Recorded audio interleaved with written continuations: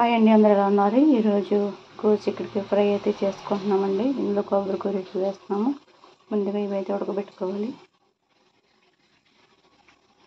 Stove అయితే on చేస్తాము. Water వేసి ఉడకబెడుతున్నాము. తాలింపులు అండి: పచ్చెనగపప్పు, ఆవాలు, జీలకర్ర, వెల్లుల్లిపాయలు, ఎండుమిర్చి, కరివేపాకు, సాయిమినపప్పు అయితే వేసాము. కొబ్బరి కూర అయితే మిక్సీ పెట్టాను. మూడైతే పెట్టానండి. ఆయిల్ వేసాను. ఇప్పుడు తాలింపులు అయితే వేపించుకోవాలి. త్వరగా వేపించుకోవాలండి. ఇవైతే ఉడికిపోయినాయండి. తాలింపులు అయితే వేస్తాము. ఇవైతే త్వరగా వేగాలి. ఇవైతే వేగిపోయినాయండి.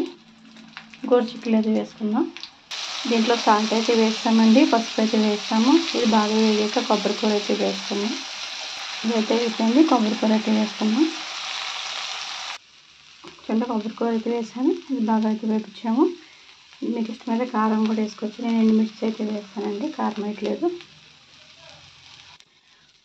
ఎంతో టేస్టీగా ఉండే గోరుచిక్కుడుకాయ కొబ్బరికాయ ఫ్రై రెడీ అయిపోయింది. మా ఛానల్ మీకు నచ్చినట్టయితే లైక్ చేయండి, షేర్ చేయండి, సబ్స్క్రైబ్ చేసుకోండి. అలా కామెంట్ పెట్టడం మర్చిపోదు. మా ఛానల్ సపోర్ట్ చేయండి. Thank you for watching.